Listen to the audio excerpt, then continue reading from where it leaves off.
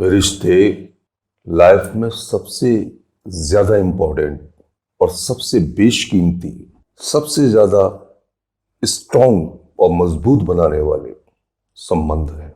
आज जो सबसे बड़ी समस्या है वो केवल रिलेशनशिप की, हमारे अंदर टॉलरेंस का अभाव, सहनशीलता का अभाव, हमारा ईगो, ये कुछ फैक्टर ऐसे हैं जो हमारे रिलेशनशिप को मजबूती देने में अक्षम है।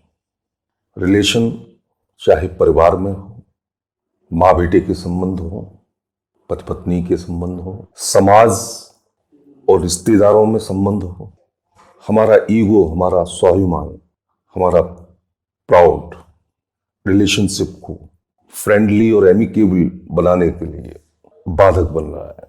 अब रिलेशन कैसे सुधारे जाए, कैसे कॉर्डियल रहा जाए, कैसे आत्मीयता ली जाए, कैसे परिवार में अच्छे संबंधों का निर्माण हो, कैसे एक फैमिली में अच्छे संबंधों से आनंद और प्रसन्नता का प्रादुर्भाव हो, उसके लिए सबसे पहले एक मेंटर की, यानी कि एक अच्छे गुरु की, एक अच्छे दोस्त की, एक अच्छे रिश्तेदार की बहुत आवश्यकता है। क्योंकि रिलेशनशिप सुधारने में वही प्रभावी होगा जो सबसे पहले स्वयं में ठीक हो। आप केवल उसी की बात सुनेंगे ना, उसी का कहना मानेंगे ना, उसी की बात को समझेंगे जिसको आप सही मानते हैं।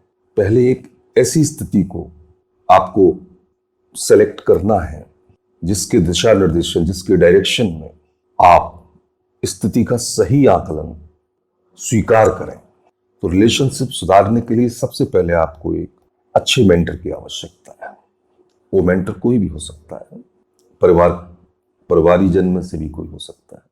जो इम्पोर्टेंट चीज है, जो बहुत ज्यादा महत्वपूर्ण है रिलेशनशिप में, उनमें से कुछ चीजों का आपको विशेष ध्यान रखना है जो आपके रिलेशनशिप को सुखी और बेहतरीन बनाने में, बहुत सुंदर बनाने में, बहुत आकर्षक बनाने में निश्चित रूप से सहयोगी होंगे।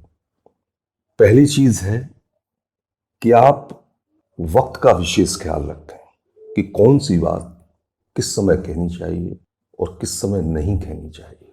ये ठीक है कि वो बात आपकी सही है, लेकिन वक्त ठीक ना होने के कारण वो सही बात भी अपोनेंट को, विरोधी को या सामने वाले को हर्ट कर सकती है। तो आपको समय का विशेष ध्यान रखना है कि कौन सी बात आपको किस वक्त कहनी है। उदाहरण के रूप में मैं आपको बताऊं, आप अपने बच्चे को डांटते हैं, उसके रिपोर्ट कार्ड को देख के आप एकदम अपना एंगर, अपना गुस्सा, अपना आक्रोश प्रकट करने लगते हैं और कहते हैं, अरे तुम्हारे तो ये रैंक आया है, दूसरे बच्चे का ये रैंक आया है। कभी भी याद रखिए, अपने बच्चे का कंपैरिजन किसी दूसरे बच्चे से न करें। यदि आपको कंपैरिजन करना ही है, यदि आपको उस बच्चे की तुलना करना ही है, तो उसी से करें। आप ये कह सकते हैं कि चलो, पिछली बार तो तुम्हारे इतने परसेंट नंबर आए थे, इतने परसेंट मार्क्स तुमने प्राप्त किए थे, अब की बार थोड़ी प्रोग्रेस हुई, नेक्स्ट बार और अच्छी प्रोग्रेस करना। ये कन्वर्सेशन आपका निश्चित रूप से प्रभावी होगा और बच्चा भी हताश और निराश कतई नहीं होगा। बच्चे के अंदर कोई हताशा निराशा का प्रभाव नहीं होगा, बल्कि वो अपने को गौरवान्वित और प्रसन्न महसूस करेगा। तो आप वक्त का विशेष ध्यान रखें कि किस बात को कब और कैसे कहना है। दूसरा, आपका तरीका, कहने का आपका ढंग ऐसा होना चाहिए कि समझने वाले को आपकी कोई बात हर्ट नहीं होनी चाहिए। आपके कहने के तरीके में कोई भी ऐसी बात नहीं होनी चाहिए जिससे वो घायल हो या उसके पेन हो, उसके दर्द हो या उसको वेदना हो। आप जो भी बात कहें उसे तरीके से कहें और ठीक तरीके से कहें। अगला जो महत्वपूर्ण बिंदु है वो है कि आपका मकसद ठीक होना चाहिए।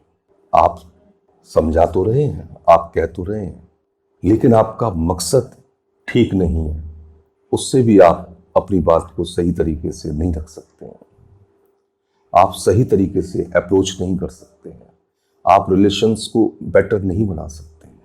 आपका मकसद ठीक होना चाहिए। ऐसा ना हो कि आप अपने मकसद में किसी इंटेंशन को लिए हुए या अपने किसी दुराग्रह से ग्रसित होकर अपनी भड़ास को निकालने के लिए आप कह रहे हो, उससे भी प्रभाव नहीं होगा। तो आपका मकसद ठीक होना चाहिए, तरीका ठीक होना चाहिए, वक्त ठीक होना चाहिए, आपका मकसद सही होना चाहिए और जगह का भी विशेष ध्यान रखें, उस स्थान का भी विशेष ध्यान रखें कि कहाँ किस चीज को कब और कैसे कहना है, कब नहीं कहना है। हो सकता है ये सत्य है कि हर जीव जो संसार में आया है, हर इंसान जो संसार में आया है, एक दिन उसे जाना है। लेकिन किसी के परिजन स्वजन की मृत्यु के समय यदि आप ये कहेंगे, वो आपका तरीका ठीक नहीं, वो जगह, वो स्थान ठीक नहीं।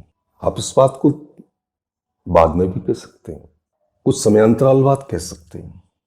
इन चीजों का अगर आप ध्यान रखेंगे तो निश्चित मानिए आपके रिलेशनशिप में, आपके परिवार में, आपके रिश्तेदारों में, आपके परिवेश में, आपके समाज में, आपके कार्य क्षेत्र में निश्चित रूप से एक क्रांतिकारी परिवर्तन होगा।